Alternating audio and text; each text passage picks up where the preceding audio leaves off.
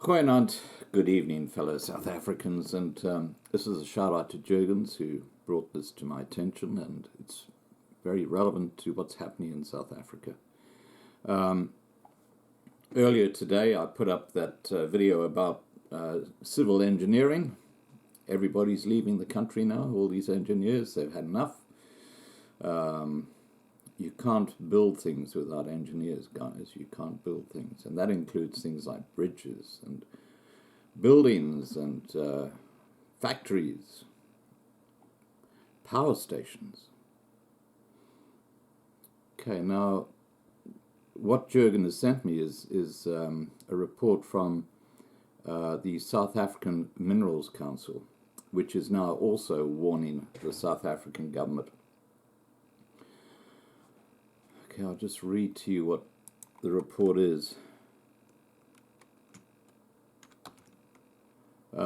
South African Mining Weekly reports that the Minerals Council of South Africa, previously called the Chamber of Mines, has sounded the alarm over the threat posed to unemployment, or opposed to employment, I should say, and production in the gold and platinum mining sectors as a result of recently approved electricity tariff increases.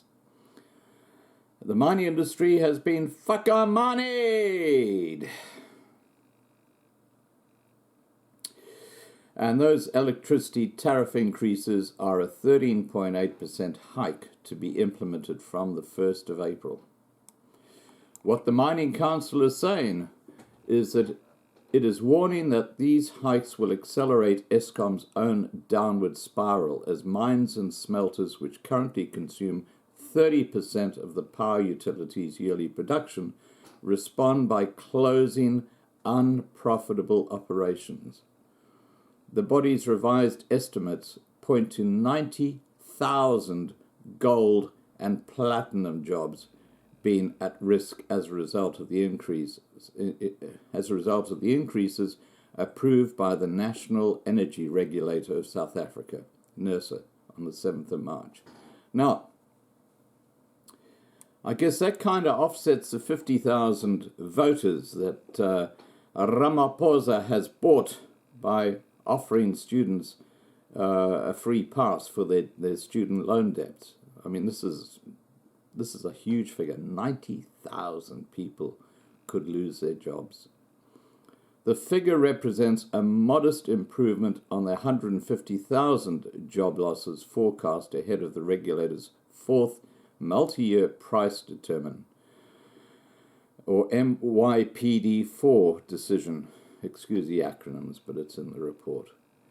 The outlook for the gold mining sector remains especially dire, with the council indicating that only 2 mines are likely to remain viable at the end of 3 years.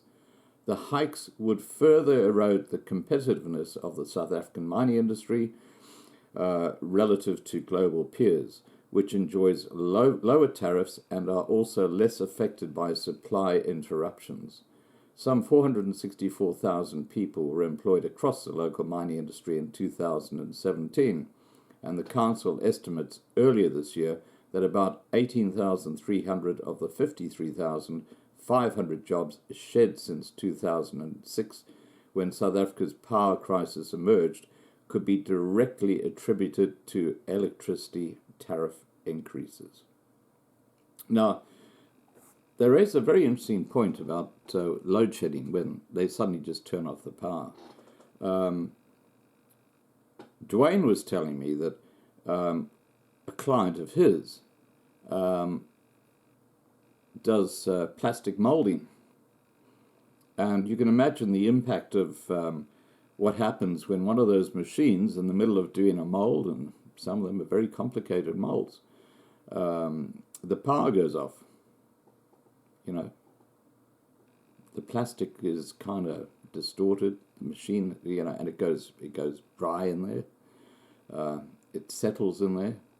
And apparently companies that have plastic molding machines are having to get people in to actually strip those machines down, get rid of the plastic that's stuck in bits and places, and you know, it's causing millions of rands of losses, and that's just one little industry. That's the reality of what load shedding is doing in South Africa. And of course, the mining industry, it's huge. Load shedding, when they lose their power, that's huge. They've got people down these mines and they've got to pull them up with electricity. You know, it is just crazy.